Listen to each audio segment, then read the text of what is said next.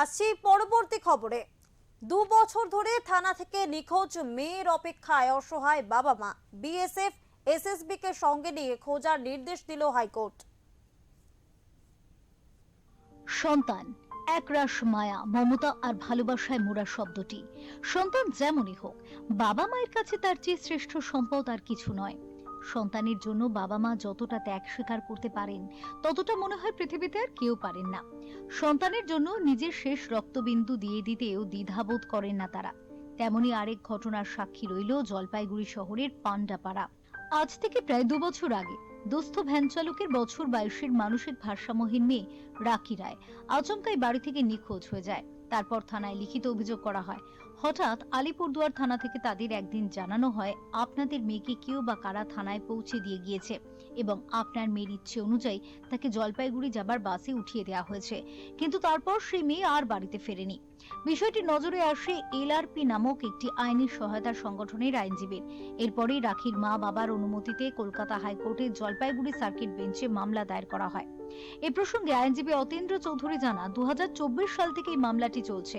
মহামান্য হাইকোর্ট যে আদেশ দিয়েছেন তার মূল লক্ষ্য মহিলা থানা থেকে নিখোঁজ হওয়া ওই মেয়েটিকে খুঁজে পাওয়া। সেই জন্য একটি স্পেশাল ইনভেস্টিগেশন টিমকে আগামী 8 সপ্তাহের মধ্যে হাইকোর্টকে রিপোর্ট জমা দিতে বলা হয়েছে কোর্টের পক্ষ থেকে। এই মামলাটি 2024 সালে ফাইল করা হয়।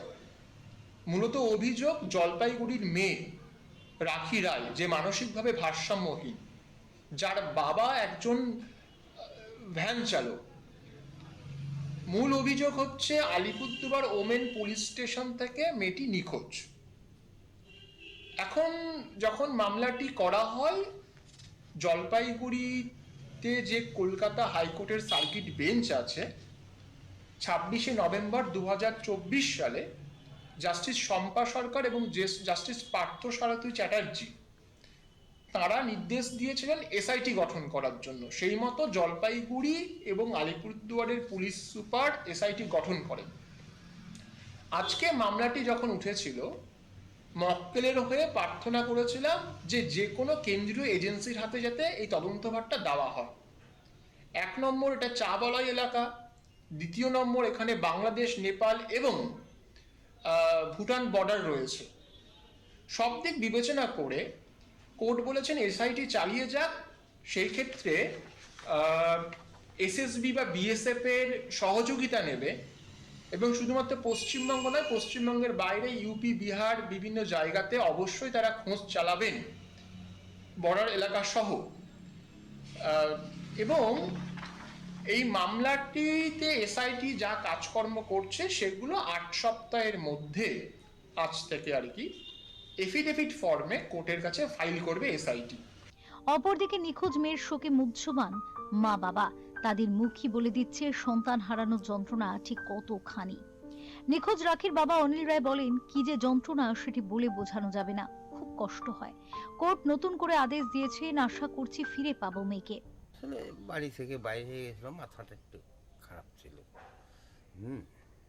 তো এই নিয়ে আর কি। তারপর তারপর তো আবেদন করলাম। কোথায় আবেদন করেছিলেন? একদম কোতোয়ালিতে করলাম। করে টোরে দিছি, এখনো পাওয়া যায়নি। এই আর কি। এখন কি কি বলা হয়েছে? এখন আবেদন করলাম, এখন কিছু সরকার যা করে, আমার তো আর কোনো করার উপায় নাই।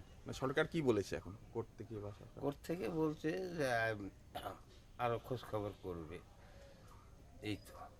2 বছর ধরে নিখোঁজ মেয়েকে আবারও কবে ফিরে পাবেন এই অসহায় বাবা মা? প্রশাসন কতটা সাহায্য করবে এই মা বাবাকে?